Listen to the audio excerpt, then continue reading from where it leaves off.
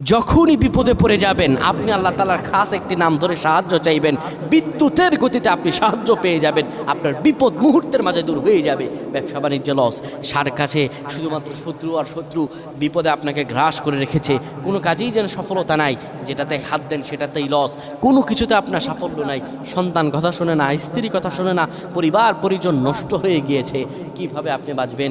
প্রবাসে আটকা পড়ে গেছেন, আসতেও পারেন না, কোনো কাজও পাচ্ছেন না, আপনি আমলটা করেন। এটি আমার কথা নয়, বিশ্বনবী মুহাম্মদ রাসূলুল্লাহ সাল্লাল্লাহু আলাইহি ওয়াসাল্লামের প্রিয় সাহাবী হযরত যায়েদ রাদিয়াল্লাহু তাআলা আনহু, তিনি একবার মক্কা থেকে হিজরত করে যখন মদিনায় যাবেন, ঠিক সেই সময় বিপদে পড়ে যান। ওনাকে একটি লোক বিপদে আটকে ফেলে এবং ওনাকে হত্যা করার চেষ্টা করে। তখন তিনি আল্লাহ তাআলার এই খাস নামটি ধরে সাহায্য চেয়েছিলেন, আল্লাহ তাআলা তাকে বিপদ থেকে মুক্ত করেছেন। সুবহানাল্লাহ। সেই দোয়াটা কি?